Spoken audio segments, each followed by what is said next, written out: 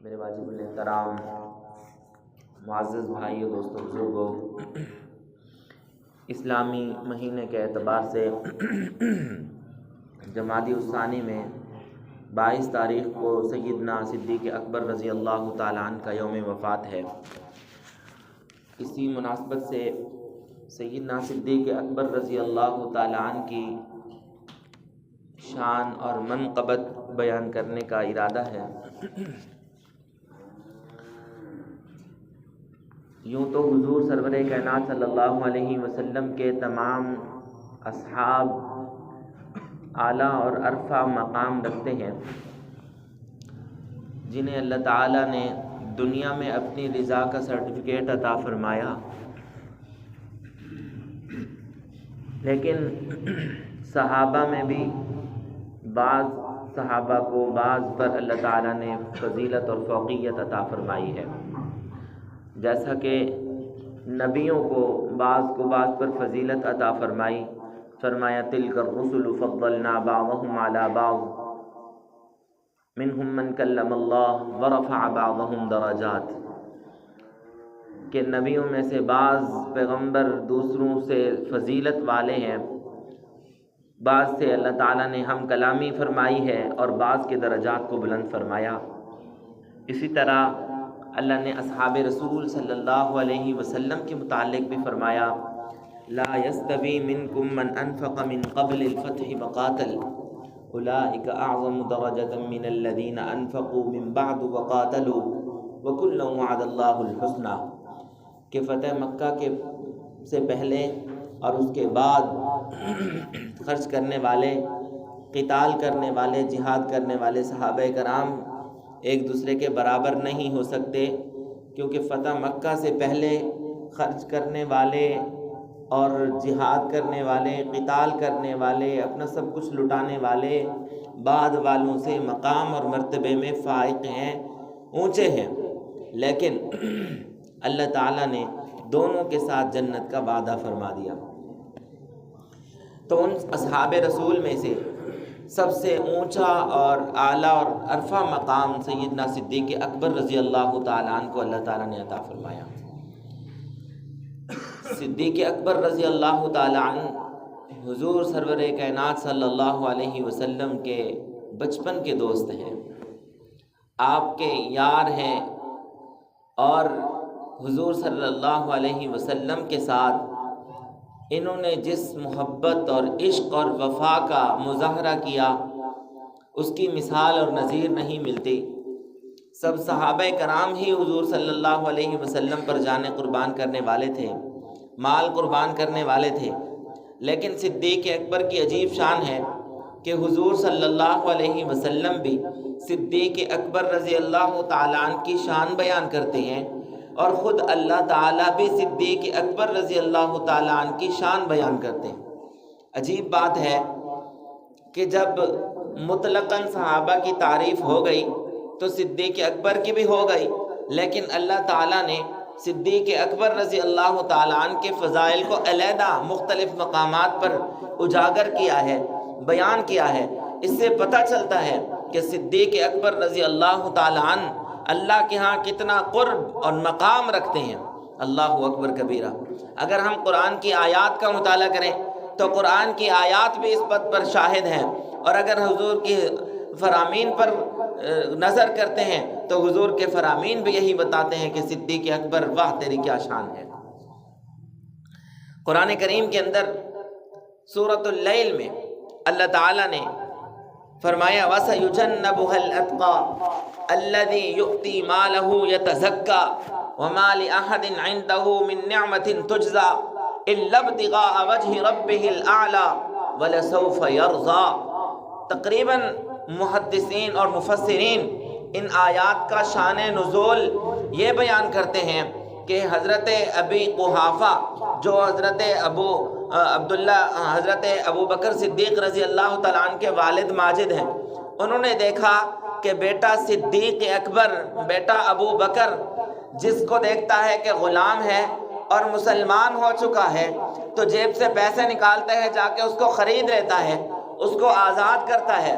جس کو دیکھتا ہے کہ اس مسلمان غلام پر اس کا مالک ظلم کر رہا ہے، صدیق سے برداشت نہیں ہوتا کہ میرے محبوب پر کلمہ پڑھنے والا، ایمان لے کے آنے والا اس طرح دنیا میں کسی ظالم اور کافر کے ظلم کو سہے۔ صدیق اکبر اپنی جیب سے پیسے نکال کے اس کو خریدتے ہیں اور خرید کے آزاد کرتے ہیں۔ ابو قحافہ کہنے لگے، بیٹا یہ جو تم غلام خریدتے ہو ٹھیک ہے، میں تمہیں منع نہیں کرتا، تم کیوں آزاد کرتے ہو، بہت اچھا، تم اللہ کی رضا کے لیے کرتے ہو، لیکن میری خواہش یہ ہے کہ آپ ایسے غلاموں کو خریدو جو کام کے ہوں، جو جنگی مہارت رکھتے ہوں، جو کوئی فن جانتے ہوں، تاکہ آپ ادھر سے ان کو خریدیں اور پھر جب آزاد کریں تو وہ اپنے فن کے ذریعے کچھ کما کر اسلام کے لیے تقویت کا باعث بنے یا کسی میدان میں لڑ سکیں۔ صدیق اکبر رضی اللہ تعالیٰ عنہ نے کیا جواب دیا؟ کہا میں اس مقصد کے لیے خریدتا ہی نہیں، میں اس مقصد کے لیے خریدتا ہی نہیں، میں تو غلاموں کو آزاد کرانے کے لیے صرف اللہ کی رضا کے لیے کرتا ہوں، میرا کوئی اور مقصد نہیں ہے کہ دیکھو یہ فن جانتا ہے یا نہیں جانتا، یہ جنگجو ہے کہ نہیں، اس کی طاقت ہے کہ نہیں، یہ ہمارے کام آئے گا یا نہیں۔ جب ہم نے کام کے لیے کیا ہی نہیں ہے، اللہ کی رضا مقصود ہے، تو پھر سامنے یہ نہیں دیکھتا کہ موٹا تازہ ہے، صاحب فن ہے کہ نہیں، بس اللہ کی رضا ہے۔ اللہ تعالیٰ نے قرآن کریم کی آیات اتاری، فرمایا وَسَيُجَنَّبُهَا الْأَتْقَى الَّذِي يُؤْتِي مَالَهُ يَتَزَكَّى، وہ شخص جو اپنا مال اللہ کی راہ میں خرچ کرتا ہے، يَتَزَكَّى، تاکہ اللہ اس کو پاک کر دے، الذي يؤتي ماله يتزكى وما لأحد عنده من نعمة تجزى، وہ کسی سے کچھ بدلہ نہیں لینا چاہتا، الا ابتغاء وجه ربه الاعلى، وہ اپنے رب کی رضا کو چاہتا ہے، وہ چاہتا ہے کہ بس میرا رب راضی ہو جائے اور اپنے رب کی رضا کی جستجو میں لگا رہتا ہے۔ وَلَسَوْفَ يَرْضَى، ان قریب اس کا رب اس کو راضی کر دے گا۔ کتنی بڑی بات ہے کہ اللہ کو پتہ ہے کہ صدیق میری رضا چاہتا ہے اور میری رضا کی خاطر سب کچھ قربان کر دیتا ہے، اور پھر ان کی خواہش کا اظہار بھی کیا اور ساتھ میں اعلان بھی کیا وَلَسَوْفَ يَرْضَى، ان قریب تیرا رب تجھے راضی کر دے گا۔ اور یہ شان ہم اگر قرآن میں کسی اور مقام پہ دیکھیں تو پھر محبوب خدا حضور سرور کائنات صلی اللہ علیہ وسلم کی یہ شان نظر آتی ہے کہ اگلی صورت میں، اس صورت میں تو صدیق کی رضا کا اعلان ہو رہا ہے نا، وَلَسَوْفَ يَرْضَى، اے صدیق تیرا رب تجھے راضی کرے گا۔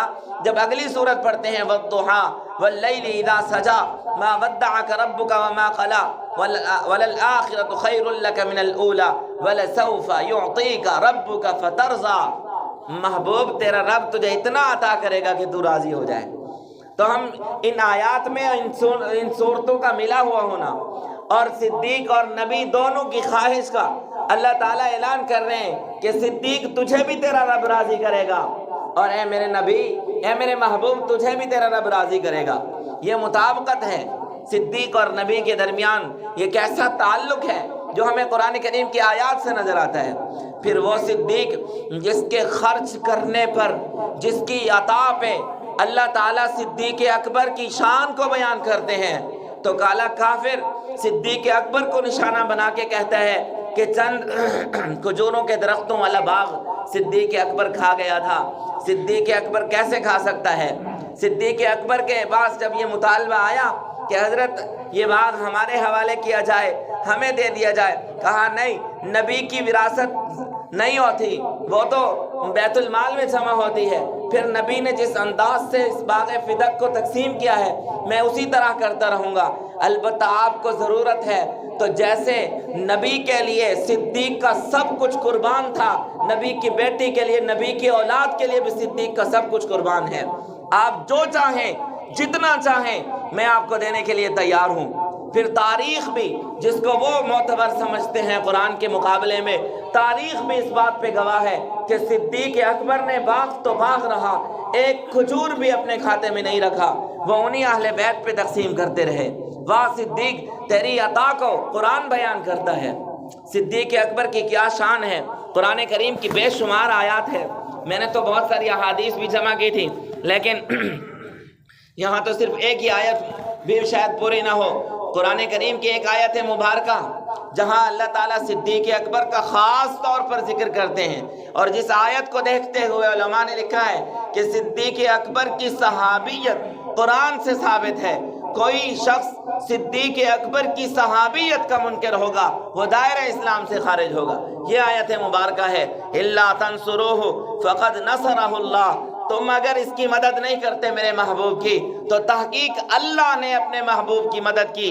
کہا اذ اخرجہ الذین کفروا ثانی اثنین اذ ہما فی الغار، جب کافروں نے میرے محبوب کو یہاں سے نکالا تھا، صدیق اکبر کندھوں میں بٹھا کر میرے محبوب کو غار کے اندر لے گیا تھا، اللہ نے اس واقعے کی طرف نشاندہی کرتے ہوئے فرمایا ثانی اثنین اذ ہما فی الغار، وہ غار کے اندر جو دو تھے ان دو میں سے دوسرے نے پہلے کو کہا، کیا کہا؟ ثانی اثنین اذ ہما فی الغار، کیا فرمایا؟ اذ یقول لصاحبہ لا تحزن ان اللہ معنا، تو دو میں سے دوسرے کون ہیں؟ حضور سرور کائنات صلی اللہ علیہ وسلم ہیں، جن کے الفاظ اللہ قرآن میں بیان فرما رہے ہیں۔ کیا فرمایا؟ اذ یقول لصاحبہ، انہوں نے اپنے صاحب دوست سے کہا کیا؟ لا تحزن ان اللہ معنا۔ قرآن کریم کے اندر اس آیت سے ہٹ کے پوری تاریخ میں جتنے بھی سیرت کے واقعات ہیں سب میں حضور پہلے ہیں، صدیق بعد میں آتے ہیں، کہ جہاں پر بھی حضور پہلے صدیق بعد میں، مصلی پہ حضور پہلے صدیق بعد میں، میدان میں حضور پہلے صدیق بعد میں۔ لیکن قرآن کریم کی یہ آیت مبارکہ یہاں پر اللہ تعالیٰ نے فرمایا ثانی اثنین اذ ہما فی الغار، تو یہاں پر ثانی حضور کو قرار دیا اور اول کس کو قرار دیا؟ صدیق اکبر کو۔ اور کیا فرمایا؟ لا تحزن ان اللہ معنا۔ پھر اس تحزن کے اندر بھی دیکھیں کہ اللہ فرما رہے ہیں کہ محبوب نے ان سے کہا، کیا کہا؟ کہ تو غم نہ کھا۔ اب غور کریں کہ اس کو کس کا غم تھا؟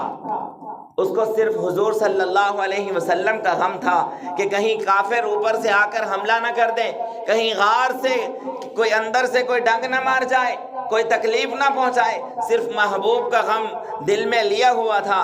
تو اللہ تعالیٰ نے محبوب صلی اللہ علیہ وسلم کی زبان سے یہ جملے کہلوائے، فرمایا لا تحزن ان اللہ معنا، اللہ تعالیٰ کی معیت ہمیں حاصل ہے، اللہ تعالیٰ کا قرب حاصل ہے، اللہ کی مدد اور نصرت ہمیں حاصل ہے۔ پھر قرآن کریم کے اندر اگر ہم غور کریں تو اللہ کی معیت تین قسم کی ہوتی ہے۔ ایک اللہ کی معیت عام ہے، معیت عامہ اس کو کہتے ہیں، ایک معیت خاص قسم کے لوگوں کے ساتھ ہے، اس کو معیت خاصہ کہتے ہیں، ایک اور ہے جس کو معیت خاصۃ الخاصہ کہہ سکتے ہیں کہ اللہ کی خاص قسم کی معیت وہ کس کو حاصل ہے؟ وہ نبی کو حاصل ہے۔ پھر نبی نے کہا کہ تو پریشان نہ ہو، تجھے بھی حاصل ہے، ان اللہ معنا، ہم دونوں کو حاصل ہے۔ اگر ہم قرآن کریم کے اندر دیکھیں اللہ تعالیٰ موسیٰ اور ہارون علیہ السلام کو کیا کہہ رہے ہیں؟ فرمایا اللہ تعالیٰ نے قرآن کے اندر فرمایا لا تخافا اننی معکما اسمع و ارا، تم دونوں جا رہے ہو، ڈرنا نہیں، خوف نہیں کرنا، معکما میں تم دونوں کے ساتھ ہوں، یہ معیت خاصہ ہے، اسمع و ارا میں دیکھ بھی رہا ہوں، میں سن بھی رہا ہوں، میں تمہارے ساتھ ہوں، فرعون تمہارا کچھ نہیں کر سکے گا، تمہاری بات تم کر سکو گے، اللہ تمہیں فتح نصیب فرمائے گا۔ تو اللہ کی معیت خاصہ تھی، لیکن معیت عامہ کیا ہے؟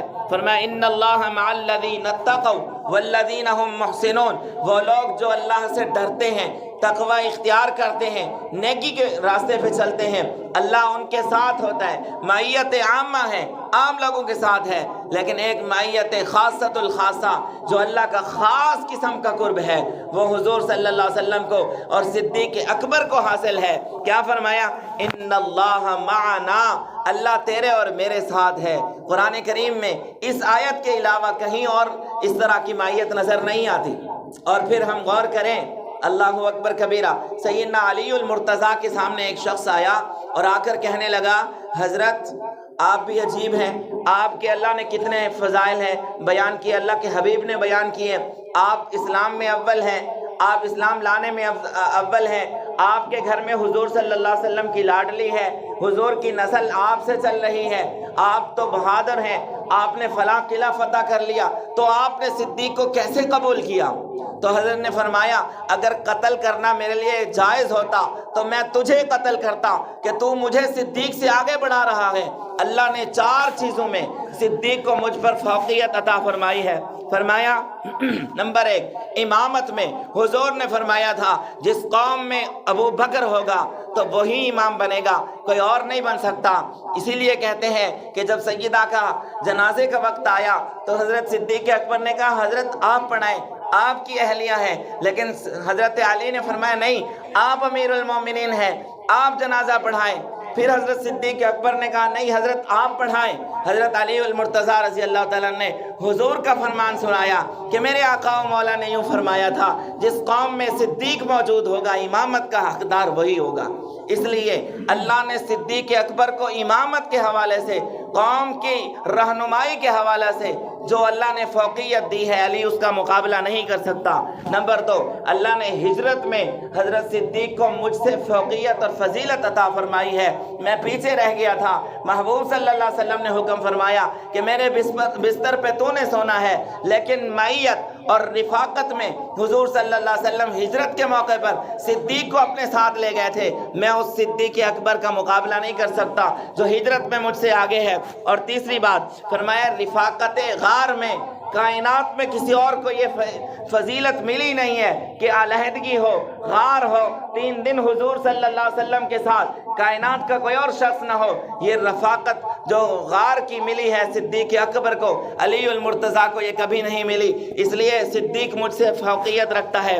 پھر آگے فرمایا اظہار اسلام اور اشاعت اسلام کا جو کام اللہ نے صدیق اکبر سے لیا ہے وہ علی سے نہیں لیا، اس لیے صدیق علی سے ان 4 باتوں کی وجہ سے بڑا ہوا ہے۔ اور اگر تو نے دوبارہ اس طرح کی بات کی تو میری طرف سے کوئی ایسا تجھ پر کام ہوگا، یا تو توبہ طائب ہوگا یا پھر تجھے بہت سزا ملے گی۔ فرمایا اگر قتل کرنا جائز ہوتا تو میں تجھے قتل کرتا۔ پھر آخر میں یہی آیت مبارکہ اس کا حوالہ دے کے فرمایا او پاگل اور بیچارے، تجھے پتہ ہے کہ اللہ نے ساری کائنات کے اس موقع کے لوگوں کی مذمت فرمائی۔ فرمایا الا تنصروہ، تم لوگوں نے میرے محبوب کی مدد نہیں کی، فقد نصرہ اللہ، لیکن اللہ نے اپنے محبوب کی مدد کی۔ اور اس کو بیان کرتے ہوئے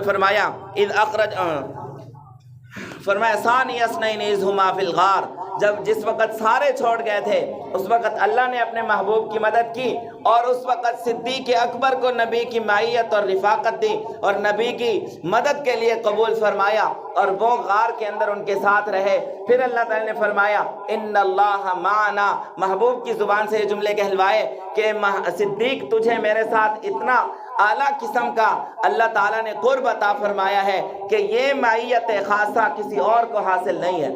یہ چند ایک بلکہ 2 آیات میں نے آپ کے سامنے رکھی ہیں جو سیدنا صدیق اکبر رضی اللہ تعالیٰ عنہ کی شان میں ہے، بلکہ اس کے علاوہ بھی بہت ساری آیات ہیں جو صراحتاً صدیق اکبر رضی اللہ تعالیٰ عنہ کی شان کو بیان کرتے ہیں۔ اور کالا کافر وہ سیدنا صدیق اکبر رضی اللہ تعالیٰ عنہ کے ایمان کے بارے میں متردد ہے کہ شاید وہ ایمان بھی باقی رکھ سکے تھے یا نہیں، لیکن اللہ تعالیٰ نے حضور صلی اللہ علیہ وسلم کی صحبت کے لیے، رفاقت کے لیے، اور ایک حدیث بیان کرتا ہوں انشاءاللہ اگلے جمعے پر وہ حدیثیں آپ کے سامنے پیش کروں گا جس میں حضور صلی اللہ علیہ وسلم نے صدیق اکبر کی شان بیان کر آخری حدیث بیان کر رہا ہوں۔ فرمایا ہر نبی کو اللہ تعالیٰ نے دنیا میں 2 وزیر عطا فرمائے اور زمین پر اور آسمان پر بھی 2 وزیر عطا فرمائے۔ میرے دنیا میں 2 وزیر ابو بکر و عمر ہیں، اور آسمان پہ جبریل اور میکائیل میرے وزیر ہیں۔ اور وزیروں کو کیا رفاقت ملی کہ یار غار بھی یہی ہیں، بچپن کے یار بھی ہیں، مزار کے بھی یار ہیں۔ پھر ایک جگہ فرمایا کل قیامت کے دن جس طرح میرے ہاتھ میں ایک طرف ابو بکر کا ہاتھ ہے،